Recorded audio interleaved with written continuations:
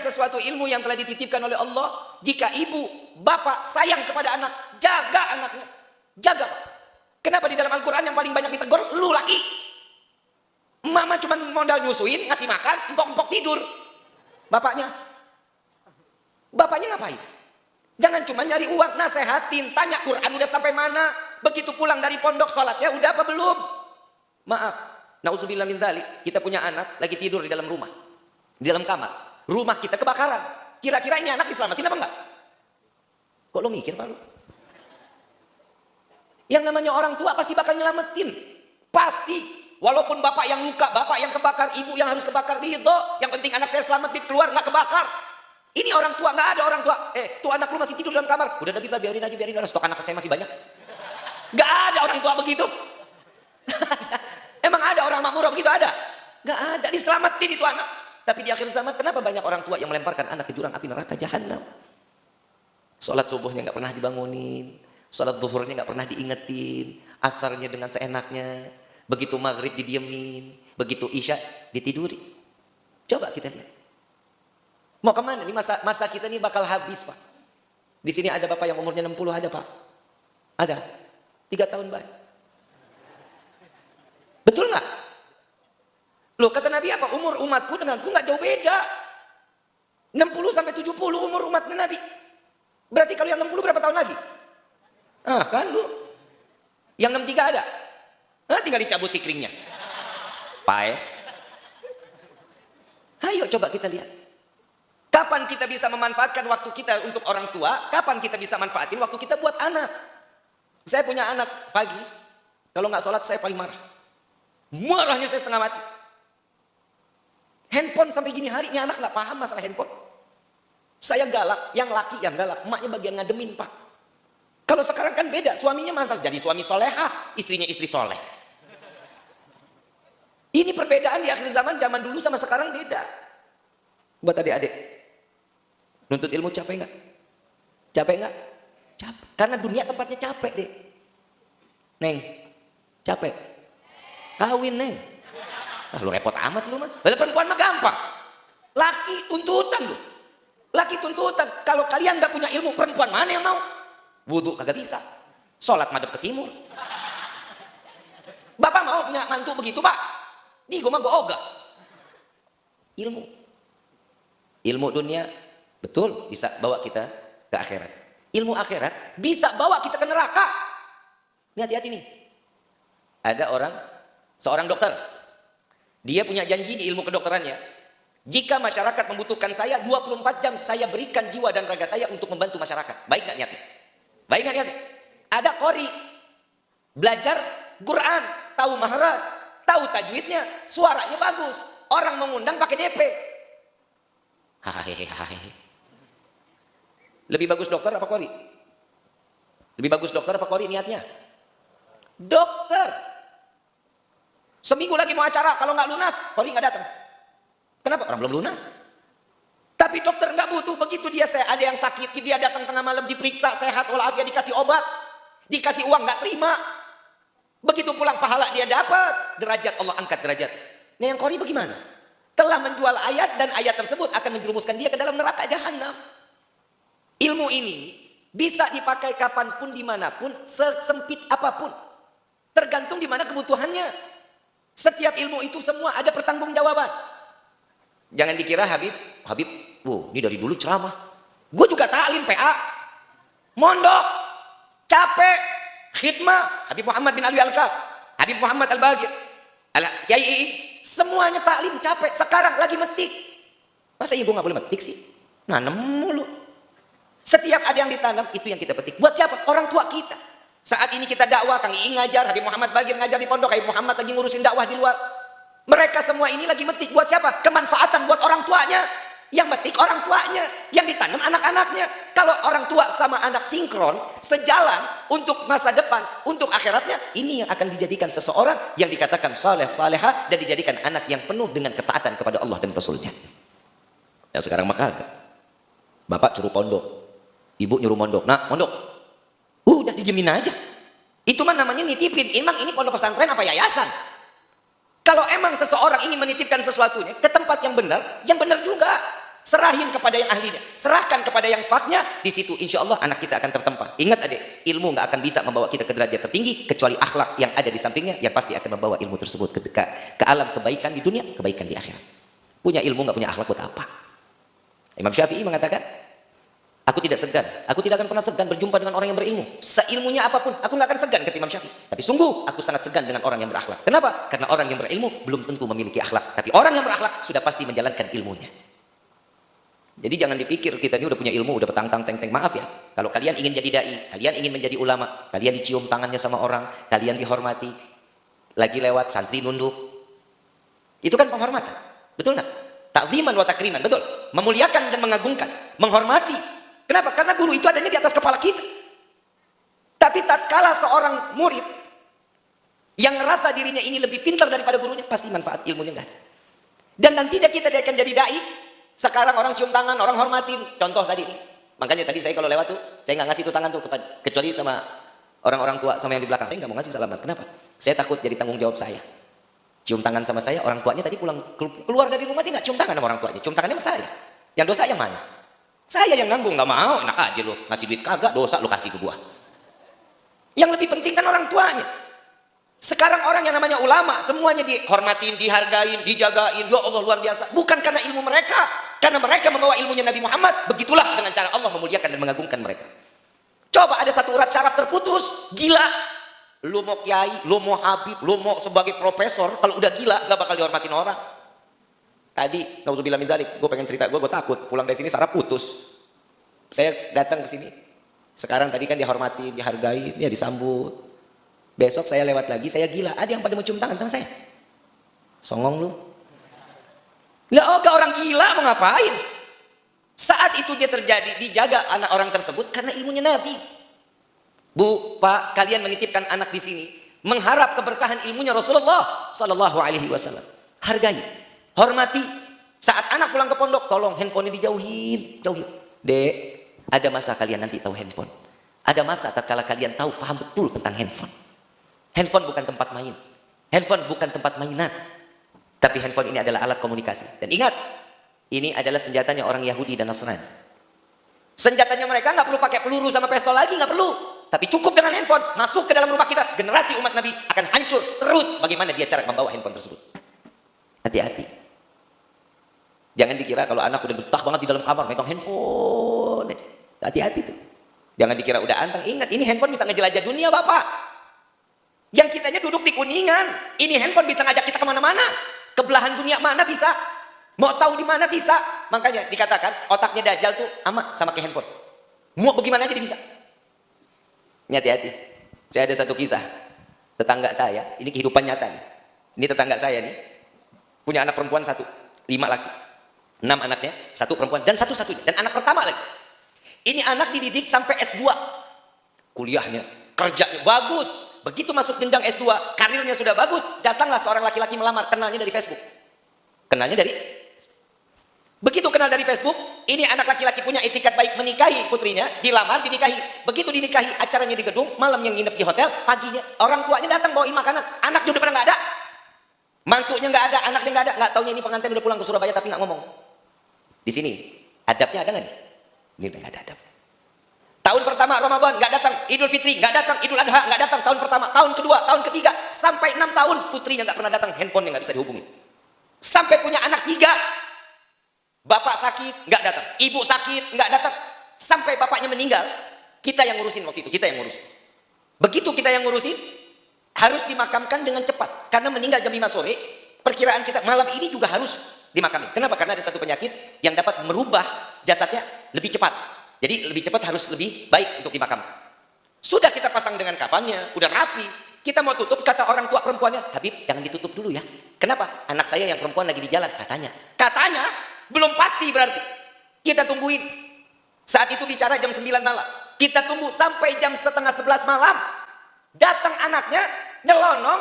Begitu kita bilang, ayo Fulana mau dicium nggak? Habis ini kita mau tutup. Dari tutup kita mau langsung kuburin. Dengan tangan di belakang mengatakan, enggak najis. Terperanjat semuanya kaget.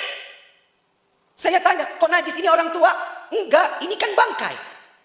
Orang tua dibilang bangke.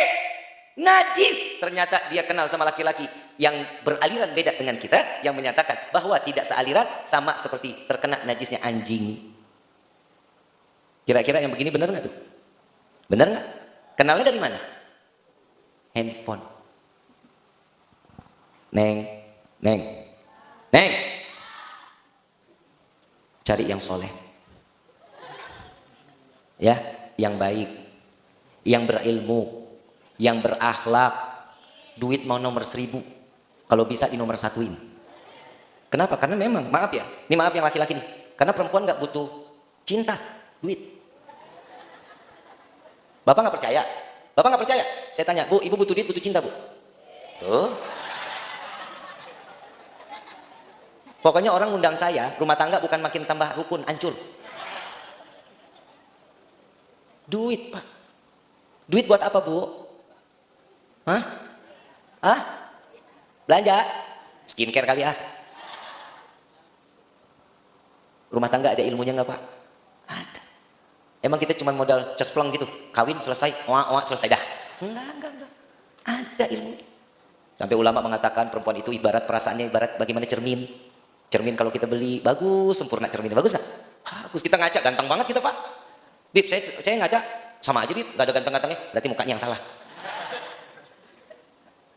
Perasaan perempuan ibarat cermin, jaga hatinya perempuan, jaga perasaan perempuan, Pak. Itu tugasnya laki-laki. Ar-rijalu qawwamuna 'alan nisa. Ngayomin, jagain. Saya mau tanya, cermin saat kita beli sempurna, bagus nggak dilihat? Begitu jatuh, hancur nggak? Bisa kembali sempurna? Gak bakal. Begitu juga perempuan, Pak. Kalau hati perasaannya ini udah disakitin, perempuan paling gampang memaafkan. Tapi ingat, bekas lukanya gak bakal hilang sampai matinya. Ini perempuan, Pak. Saya ngomong alal hak aja. Survei membuktikan. Apa sih lu? Gue gak boleh banget ngomong begitu. Biar keren gitu dikit. Survei membuktikan, Pak. Perempuan itu kenapa perasaannya diibaratkan cermin? Karena perempuan gak pernah bisa berhenti ngeliat kaca, Pak. Bapak pernah ngeliat istri libur ngeliat kaca, Pak? Jawab. Pernah libur? Gak ada melek mata yang dia lihat. Kaca, bersihin belek. Masuk kamar mandi, mau mandi, ngaca. Bib, kamar mandi saya nggak ada kaca, air tergenang jadi kaca. Betul nggak? Itu perempuan. Keluar kamar mandi, pakai baju, dandan, pakai kerudung, keluar kamar, lagi sarapan. Tuh lihat, Pak. Padahal kaca di meja burek, Pak. Nggak kelihatan banget gitu, model mukanya nggak kelihatan, tetap masih ngaca. Selesai sarapan, keluar depan rumah, nengok jendela, pakai helm, naik motor, ada lampu merah, nengok sebelah kanan ada mobil. Tuh, lihat tuh. Makanya laki-laki dikatakan oleh Rasulullah, jangan kalian berjalan di belakang perempuan. Karena perempuan itu perasaannya nggak punya konsisten. Nggak ada konsistennya. Habib sok tahu, emang sen kanan belok kiri.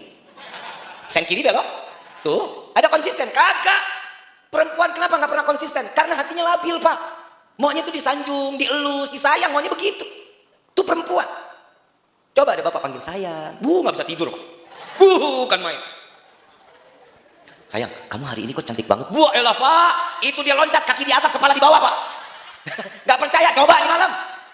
Bener, Pak. Ini ilmu. Mumpung saya lagi di sini, saya mau ngomong begitu aja. Perempuan tuh lihat, kenapa perasaannya sebagaimana cermin? Perempuan, laki itu nggak boleh berjalan di belakang perempuan. Kita lihat sen kanan dia belok kiri, sen kiri dia belok kanan. Spionnya kemana tuh? Ke mukanya. Nggak bakal dia lihat spion ke belakang, nggak bakalan, Pak. Semua spion, kalau motor perempuan lagi jalan, spionnya doa. Bukan. Saya punya kesimpulan sendiri, Pak. Saya punya kesimpulan sendiri. Ternyata, Pak, kenapa perempuan ini nggak menggunakan spion untuk ke belakang, Pak? Karena perempuan ini nggak pernah mau melihat masa lalu seseorang yang dicari masa depannya, Pak. Ini perempuan, kalau kalian ingin menjadi masa depan yang baik, gandeng, yang punya ilmu, yang berakhlak, yang soleh, yang kayak gua. Sorry, udah nggak ada lagi dong. Ibu bapak yang dirahmati oleh Allah, mudah-mudahan ilmu sedikit ini jadi bermanfaat. Insya, ya Pak ya, Bu, jaga anak-anak kita. Doanya ibu, doanya bapak di rumah dalam keadaan sujud kepada Allah. Rabbi habli minas, jangan pernah ditinggal tuh doa tuh. Rabbi habli minas salihin, Rabbana hablana min azwajina wa dhurriyyatina wa qurrata a'yun waj'alna lil muttaqina. Doa terus minta, karena doanya orang tua buat anak nggak akan ada hijab. Pak, saya diajarin sama Habib Kuris, saya punya guru, saya punya orang tua, beliau itu ngajarin kita, boleh tanya dewan-dewan guru lain. Abahnya Habib Qasim bin Ahmad Baharun, beliau kalau ngelihat anaknya satu-satu doa, walaupun di dalam hati. Ya Allah, jadikan anak yang saleh. Ya Allah, jadikan anak yang salehah. Ya Allah, berkahkan kehidupannya. Ya Allah, berkahkan ilmunya. Ya Allah, jadikan dai besar. Ya Allah, jadikan terus doa. Setiap melihat anak sekali dalam satu hari, 1 kali doa. 100 kali melihat itu anak dalam satu rumah, 1 hari, 100 kali doa keluar dari lisan seorang, namanya orang itu. Masa satu doa nggak ada yang nyangkut? Bapak kan kagak ngeliat anak, ya Allah, bagaimana buntet banget ya Allah. Ya mata belok. Jangan. Doanya yang baik-baik, Bu. Doanya yang baik-baik, ya. Insya. Ini tadi pagi nagih saya di mobil. Habib, Walid, Fagi mau baca sholawat boleh nggak, Walid? Saya mau tanya sama semuanya nih, boleh apa enggak? Fagi, mana Fagi? Katanya, Walid kalau emang boleh, Fagi mau baca sholawat dong. Sholawat apa nak? Mau baca sholawat busyrah katanya. Mana anaknya? Allahumma salli wa sallim ala sayyidina محمد صاحب البشرى صلاة تبشرنا بها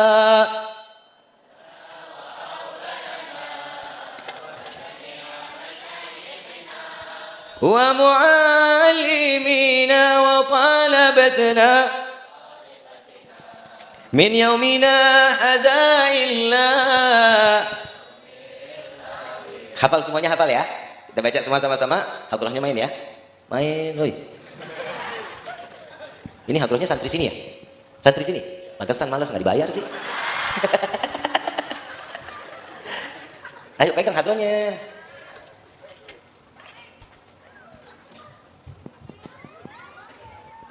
Ini insya Allah pagi bulan ini filmnya keluar di bioskop. Apa? Judulnya apa nak? Air mata di ujung sajadah. Insya Allah. Pagi sebagai siapa nak? Baskara. Sekarang, masya Allah, doain biar jadi anak yang saleh, taat kepada Allah dan Rasul, menjadi kebanggaan Nabi SAW. Jadi baca salawatnya jadi nggak? Baca salawat apa, mau nyanyi apa? Ikan dalam kolam. Allahumma salli Wa salim ala sayyidina Muhammadin sahibil busra salatan tubashshiruna biha wa ahlana wa auladana wa jami'a masyayikhina wa mu'allimina wa talabatana wa talibatina min yaumina hadza ila min yaumi akhirah. Allahumma salli wa sallim ala sayyidina Muhammadin sahibil busra salatan tubashshiruna biha wa ahlana wa auladana wa jami'a masyayikhina wa mu'allimina wa talabatana wa talibatina min yaumina hadza ila min yaumi akhirah. Allahumma salli wa sallim ala sayyidina Muhammadin sahibil busra salatan tubashshiruna biha wa ahlana wa auladana wa jami'a masyayikhina wa mu'allimina wa talabatana wa talibatina min yaumina hadza ila min yaumi akhirah. Allahumma salli wa sallim ala sayyidina Muhammadin sahibil busra salatan tubashshiruna biha wa ahlana wa auladana wa jami'a masyayikhina wa mu'allimina wa talabatana wa talibatina min yaumina hadza ila min yaumi akhirah. Alhamdulillahi Rabbil Alamin. alamin. Rabbi fanfa'na bi barakatihim wahdina al-husna bi hurmatihim wa amitna fi tariqatihim al-mu'afati min al-fitani ya al-bal wa syafa'ah ya al-bal wa syafa'ah ya al-bal wa syafa'ah kullu qurbatan jadi bikum bi kulli ahli wilayah kullu hajatan qadi kullu hajatan qadi kullu hajatan qadi darka ya ahli al-madinah darka ya ahli al-madinah darka ya ahli al-madinah يا كريم وعلها يا كريم وعلها يا كريم وعلها وصلى الله على سيدنا محمد النبي الأمي وعلى آله وصحبه وسلم بفضل سبحان ربك رب العزة عما يصفون والسلام على المرسلين والحمد لله رب العالمين بسر الفاتحة. أعوذ بالله من الشيطان الرجيم. بسم الله الرحمن الرحيم الحمد لله رب العالمين الرحمن الرحيم مالك يوم الدين إياك نعبد وإياك نستعين اهدنا الصراط المستقيم صراط الذين أنعمت عليهم غير المغضوب عليهم ولا الضالين آمين آمين يا رب العالمين. Jangan bubar dulu, setelah ini masih ada doa penutup dari Habib Muhammad bin Alwi Al-Kaf. Jazakumullahu khairan jazaa. Wassalamualaikum warahmatullahi wabarakatuh.